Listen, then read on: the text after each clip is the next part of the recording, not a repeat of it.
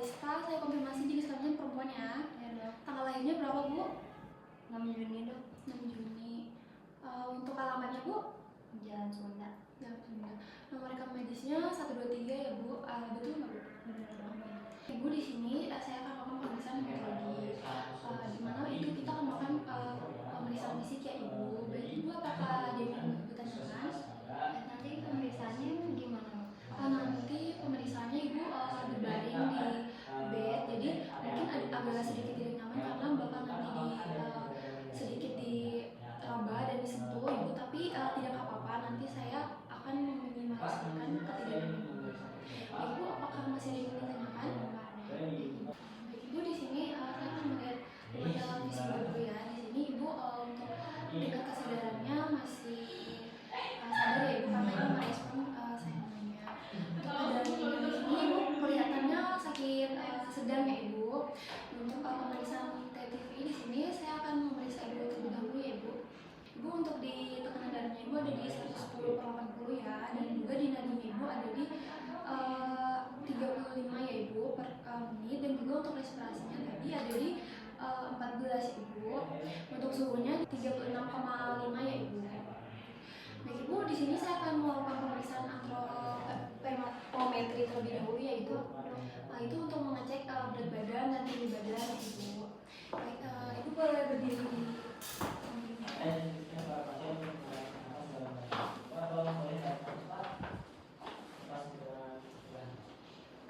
kakinya di kita bisa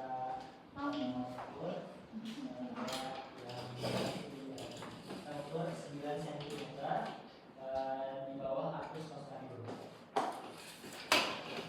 Ibu boleh duduk Ibu. Ibu untuk pemeriksaan tinggi badan Ibu ada di 150 ya, dan untuk berat badan tadi setelah dicek sama perawat Ibu ada di 42 ya Ibu. Baik Ibu, di sini saya akan memeriksa infeksi dan palpasi Ibu ya. Di sini untuk rambutnya Ibu terlihat rambut berwarna hitam, dan juga apakah rambut Ibu mudah rontok atau sering kering? Sudah kayak setiap hari itu rontoknya banyak. Biasanya Ibu kalau rambutnya biasa kering nggak Bu? Enggak dok. Enggak ya, berarti cuma rontok aja. Itu rontoknya udah lama atau baru-baru ini Bu? Dari sekitar 2 minggu yang lalu. Itu Ibu ngerasa selalu rontok? Iya, selalu rontok. Baik, di sini setelah diinfeksi dan palpasi pada pasien terlihat tidak adanya frontal bruising, hidung merah, dan juga melar menonjol. Mana di sini saya akan melakukan pemeriksaan mata ya Ibu. Sebelum melakukan pemeriksaan mata di sini sebaiknya sudah cuci tangan 5 kali dan menggunakan handscoon. Di sini saya sudah menggunakan handscoon.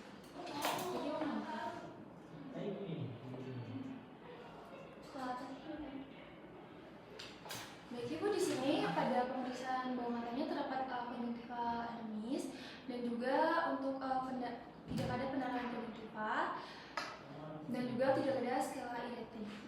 Baik, pada hasil pemeriksaan di sini pasien tidak terdapat gangguan epistaxis atau kusta di bawah hidung, dan juga di sini pada pasien terlihat bibir kering dan pucat. Untuk gusinya Ibu, apakah Ibu sering berdarah ketika gosok gigi? Di sini pasien juga ada gusi berdarah, dan juga pada mukosannya terlihat ada oral patch, dan juga di sini terdapat bibir yang pucat bagian mukosa. Ibu boleh julurkan lidahnya. Baik, di sini Ibu terlihat lidahnya adanya atrofi papil lidah, dan juga adanya kemerahan pada lidah ibunya. Baik, di sini saya akan melakukan pemeriksaan kelenjar getah benih. Ibu, apakah ada pembesaran kelenjar getah benih Ibu? Saya tuh waktu itu pernah periksa ya dok. Boleh saya lihat Ibu? Baik, pada pasien terdapat juga pembesaran kelenjar getah benih, dan juga di sini untuk jumlah dan ukurannya tuh jumlahnya hanya terdapat 1 pada bagian sisi kanan. Untuk kirinya apakah ada Bu? Enggak ada tuh. Oh, nggak ada. Dan juga ukurannya sedikit sedang, dan juga untuk di sini adanya kemerahan dan cukup timbul. Baik Ibu, setelah melakukan pemeriksaan fisik di sini kita akan melakukan pemeriksaan pada BT Ibu, di mana nanti Ibu tidur terlentang dan nanti akan saya periksa Ibu. Ibu boleh silakan ke BT Ibu. Baik, di sini saya akan melakukan pemeriksaan fisik pada pasien, di mana di sini saya akan melihat dan memeriksa pada toraks pasien. Di sini saya akan melakukan pemeriksaan toraks pada pasien, di mana di sini karena pasiennya orang dewasa, jadi kita akan melakukan pemeriksaan di interkosta pada garis mid clavicularis kiri pada pasien. Baik Bapak, mohon maaf tangannya Pak boleh diletakkan di bawah. Baik. Pak, mohon maaf bajunya boleh dibuka sedikit nggak Pak? Dok, saya izin panggil orang tua saya dulu, Dok. Boleh Pak, enggak. Ada perawat juga Pak, saya panggilkan ya. Boleh, boleh. Baik. Sus, tolong. Baik, selanjutnya Pak boleh dibuka bajunya.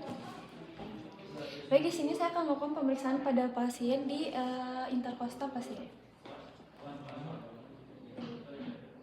Dan hitung jumlah denyut. Hitung 1 sampai 2 ketukan selama 1 menit penuh dan gunakan jarum tangan berjarum detik.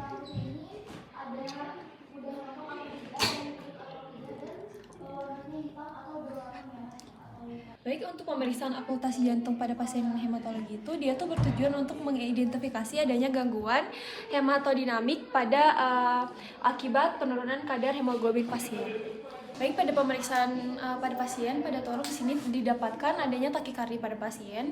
Biasanya itu diakibatkan oleh penurunan kadar hemoglobin dan juga di sini terdapat adanya murmur sistolik fungsional. Biasanya tadi terdengar di area pulmonal dan biasanya akibat itu terjadi penurunan fiksotosis darah. Baik, selanjutnya saya akan memeriksa abdomen pada pasien, di mana di sini saya akan melakukan inspeksi untuk menentukan kemungkinan adanya organomegali atau hepatomegali. Di sini saya akan meminta pasien untuk menarik nafas dalam-dalam. Pak, narik nafas dalam-dalam dan rasakan penurunan hepat. Pak, boleh buang nafasnya.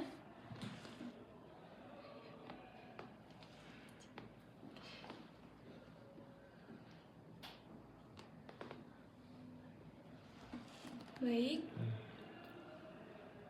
Di sini terasanya adanya pembesaran organ hepar dan terasa besar dan menonjol.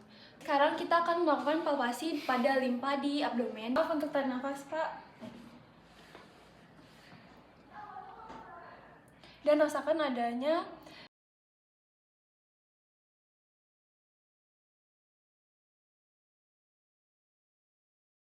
Baik, di sini pada pemeriksaan hepar, di sini terdapat pembesaran organomegali di bagian limfa, di mana terdapat menonjol dan besar pada pasien. Selanjutnya di sini kita akan melakukan pemeriksaan untuk menentukan arcus costarum bagian kanan dan mengukur prosesus Cpdeus. Di sini saya akan melakukan pemeriksaan pertama pada arcus costarum bagian kanan. Pak, mohon maaf tangannya. Di sini kita mengukur dengan dari titik 0 ya Pak, 9 cm dari arcus costarum. Dan selanjutnya saya akan mengukur pada prosesus Cpdeus. Pak, tangannya Pak, maaf. Pak, tangannya juga Pak, maaf. Di sini kita akan melakukan 7 cm di bawah prosesus Cpdeus. Di sini pada pemeriksaan pada pasien, di sini terlihat pada ekstremitas atasnya terlihat adanya bengkak dan kemarahan pada hemarthrosis dan juga terdapat clubbing finger dan adanya tangan yang pucat dan kaki yang pucat dan juga pada aklannya teraba dingin dan untuk CRT-nya dia lebih dari 2 detik. Nah, untuk pemeriksaan ekstremitas ini dia tuh khas pada hemofilia, pada anemia defisiensi zat besi.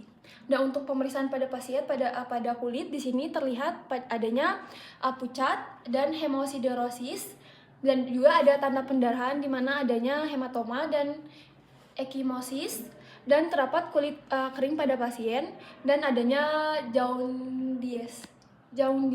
Baik, di sini setelah saya mencuci tangan, saya akan melakukan interpretasi pada hasil pemeriksaan dan kesimpulan pada pasien. Di sini hasil dan kesimpulan pada pasien, Bapak boleh duduk, Pak. Mau saya bantu, Pak? Agak sakit nih, Dok. Oh ya, maaf ya, Pak. Pak, udah boleh Nah, saya. enggak, Dok. Enggak. Baik, pada hasil kesimpulan pemeriksaan di sini, Bapaknya di sini saya menyimpulkan bahwa pasien mengidap penyakit anemia defisiensi zat besi, di mana adanya perbesaran hemosiderosis dan hematoma, dan juga di sini Bapak terlihat adanya konjungtiva enemis dan bibir yang pucat dan serta kulit yang kering. Dan juga di sini Bapaknya terlihat untuk pada rambutnya juga mudah rontok. Baik, Bapak, apakah Bapak ada yang ingin ditanyakan, Pak? Cukup, Dok. Baik, Pak. Baik, Bapak, di sini Bapak saya simpulkan Bapak itu sedang mengidap anemia defisiensi zat besi ya, Pak. Baik, Dok. Baik, Pak, mungkin saya sarankan untuk memperbanyak memakan zat besi ya, Pak, seperti hati ayam ya, Pak. Akan memperbaiki nutrisi Bapak. Baik. Bapak, sebelumnya apa ada yang ditanyakan? Cukup. Cukup. Baik, Bapak, saya doakan semoga cepat sembuh ya, Pak. Baik, untuk pemeriksaan hari ini alhamdulillah sudah selesai. Assalamualaikum warahmatullahi wabarakatuh.